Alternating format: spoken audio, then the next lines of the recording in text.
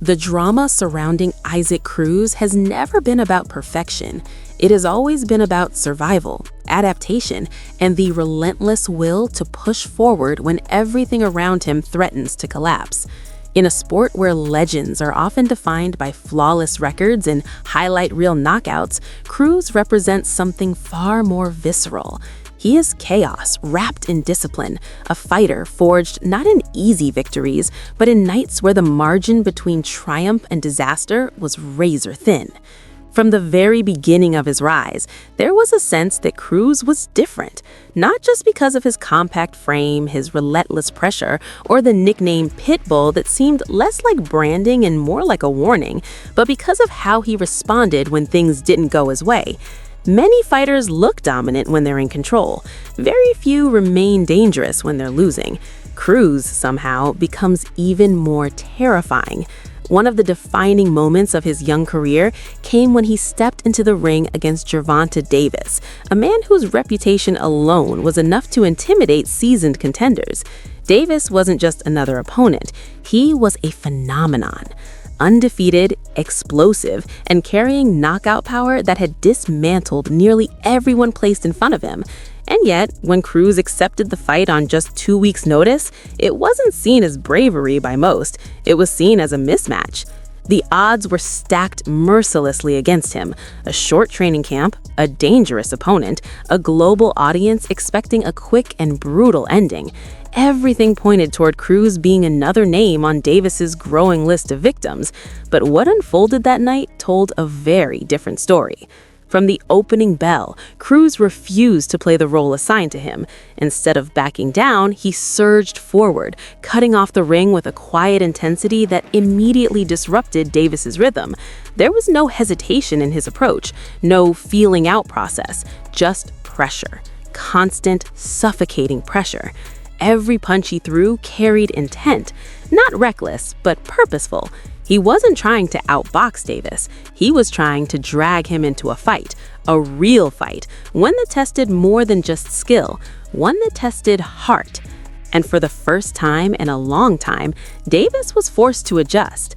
Rounds passed, and what was supposed to be a showcase began to feel like a struggle. Cruz absorbed shots that would have stopped other fighters and kept moving forward, his head low, his guard tight, his presence suffocating. Even when he couldn't land clean, he made Davis uncomfortable. He made him think. He made him work. By the final bell, the result on the scorecards favored Davis, but the narrative had shifted completely. Cruz hadn't just survived, he had announced himself. This wasn't a one-dimensional brawler stepping in over his head. This was a problem, a real one. And perhaps more importantly, it was a lesson. Because in boxing, losses can define you just as much as wins.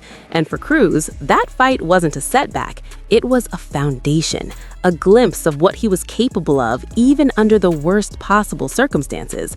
But if the fight with Davis was a test of resilience, what came next would become a test of endurance, one that nearly pushed him to his absolute limits. When Cruz faced Angel Fierro, the expectation was clear. This was supposed to be a straightforward victory, a rebound, a chance for Cruz to reassert his dominance and remind everyone why he was still considered one of the most dangerous fighters in his division. Fierro, however, had other plans. From the opening seconds, it became obvious that this wasn't going to be easy. Fierro didn't come to survive. He came to fight, and more importantly, he came to stand his ground. What followed was less of a boxing match and more of a war. Punches flew in relentless waves. There was no pause, no reset, no breathing room. Both fighters stood toe-to-toe, exchanging combinations with a level of intensity that bordered on reckless. It was the kind of fight that doesn't just test skill, it tests willpower. Cruz started fast, as he often does, unloading with precision and aggression. His bodywork was sharp, his combinations fluid. For a moment, it looked like he might overwhelm Fierro early. But Fierro didn't break. Instead, he adapted. He absorbed the pressure, adjusted his timing, and began to fire back with increasing confidence. His counters grew sharper, his presence more assertive, and suddenly the fight wasn't just competitive, it was dangerous. There were moments in that ring where it felt like either man could fall, where every exchange carried the potential for a dramatic shift. And in those moments, Cruz was forced to confront something he hadn't fully experienced before, a true back-and-forth battle where control slipped from his grasp.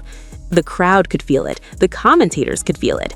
This wasn't just a fight. It was a collision of wills. Round after round, they traded punishment, over 1,000 punches thrown before the championship rounds. Sweat, blood, and exhaustion blending into a spectacle that felt almost surreal. It wasn't clean, it wasn't technical perfection, but it was raw, authentic, and unforgettable. And through it all, Cruz kept coming. Even when Fierro surged, even when the momentum shifted, even when fatigue threatened to slow him down, Cruz dug deeper, adjusted just enough, found openings when it mattered most. By the end, when the final bell rang, it was Cruz who had done just enough to secure the victory, but the result only told part of the story. Because that fight revealed something crucial. Cruz could be pushed, he could be hurt, he could be dragged into deep waters where survival was no longer guaranteed, and yet he could still find a way to endure. That's what separates contenders from champions, not the ability to dominate, but the ability to adapt when dominance fails. But if the fight with Fierro tested his durability, his next challenge would test his composure. Facing Lamont Roch Jr. was a completely different puzzle. Where Fierro brought chaos, Roch brought control. Where others stood and traded, Roch moved, calculated, and countered with precision. From the start, it became clear that Cruz couldn't rely solely on pressure. Roch wasn't going to be overwhelmed easily. He used angles, timing, and intelligent movement to disrupt Cruz's rhythm. For a moment, Cruz looked momentarily uncertain. The opening rounds were tight, competitive, a chess match layered beneath the violence. Cruz pressed forward, as he always does, but Roch answered with sharp counters, forcing him to think twice before charging in. Then came the moment that changed everything. A perfectly timed left hand sent Roch to the canvas. It wasn't just a knockdown, it was a statement. A reminder that no matter how technical the fight became, Cruz's power could alter everything in an instant. But Roch didn't fold. He got up, adjusted, and began to take control of the fight in a different way. He increased his output, sharpened his counters, and slowly, round by round, he began to close the gap. Cruz, meanwhile, found himself in unfamiliar territory. Frustration crept in. His punches, usually so precise, began to miss. His relentless forward motion started to meet resistance that he couldn't easily break through. And yet, even in those moments, he never stopped pressing. The fight became messy. Clinches, exchanges, tactical adjustments layered over brute force. It wasn't the kind of performance that made headlines for dominance, but it was one that revealed depth. By the end, the result was controversial, a stalemate that left questions unanswered. But in many ways, it felt appropriate. Because not every fight provides clarity. Some fights exist to expose the cracks, to reveal the areas that still need growth, to remind fighters and fans that evolution is a continuous process. For Cruz, that fight wasn't a failure, it was another chapter, another lesson, and that's what makes his story so compelling. He isn't a finished product. He isn't a flawless machine dismantling opponents with ease.